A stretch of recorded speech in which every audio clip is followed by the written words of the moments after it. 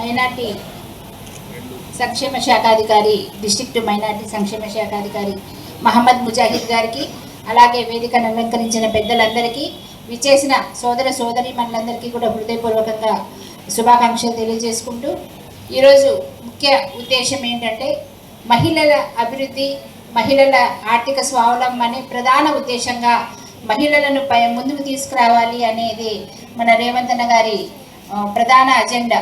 ఎందుకంటే 1 కోటి మంది మహిళలను కోటీశ్వర్లను చేయాలి అని ఆయన ముందడుగు వేస్తున్నారు.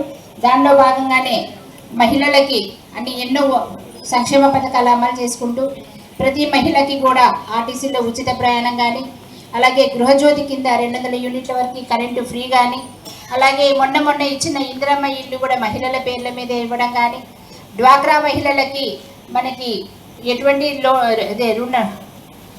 వడ్డీ లేకుండా రుణాలు ఇవ్వడము, అలాగే డ్వాక్రా మహిళలకే మనకి ఇవన్నీ ఈ సేవా సెంటర్స్, మీ సేవా సెంటర్స్ కానీ, స్త్రీకి అలాగే క్యాంటీన్లు, ఆఫీసుల దగ్గర క్యాంటీన్లు పెట్టుకోవడము, అలా ప్రతి ఒక్కటి కూడా మరి మహిళలను ఉద్దేశించి చేయడం జరుగుతూ ఉంది. మహిళలని అంటే అదానీలు అంబానీలే కాదు, మన గ్రామీణ మహిళలు కూడా ఎంతో పురోభివృద్ధి సాధిస్తారు. కొంచెం సహాయం ఇచ్చి కొంచెం ఆర్థికంగా చేయూతనిస్తాయి అన్న ఉద్దేశంతో ఇవాళ ఆర్టీసీ బస్సులు కూడా మన మహిళా సంఘాలకు ఇవ్వడం జరిగింది.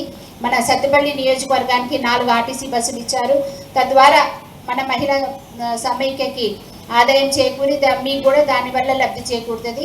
అలాగే మనకి సత్తుపల్లికి ఒక సోలార్ పవర్ ప్లాంట్ కూడా ఇచ్చారు. అది 1 కోటి రూపాయలతోటి, అది కూడా త్వరలోనే కల్లూరులో స్టార్ట్ అవుతూ ఉంది. ఇవే కాకుండా ఎవరైనా మహిళలు ఇంట్రెస్ట్ ఉండి మరి గ్రూపులు కనుక ముందుకొస్తే త్వరలో రైస్ మిల్లులు కూడా ఇవ్వడం, అలాగే గోడౌన్లు కూడా నిర్వహణ కూడా ఇచ్చే ఆలోచన కూడా ఉంది కనుక, అలాగే మన ఈ పెట్రోల్ పంపులు కూడా ఆల్రెడీ కొన్ని చోట్ల స్టార్ట్ అయినాయి. మన సత్తుపల్లికి కూడా ఒక పెట్రోల్ బంక్ ఇచ్చారు. అలాగా పెట్టుకొని అమ్ముకునే దిశగా మీకు కూడా త్వరలోనే ఇస్తామని సీతక్క గారిని మొన్న అడిగితే ఆమె ద్వారా అలా అన్ని కుటుంబాలు బాగుపడుతుంది, సమాజం బాగుపడుతుంది అన్న ఉద్దేశంతో ఈ ప్రోగ్రామ్స్ అన్నీ కూడా చేయడం జరుగుతుంది.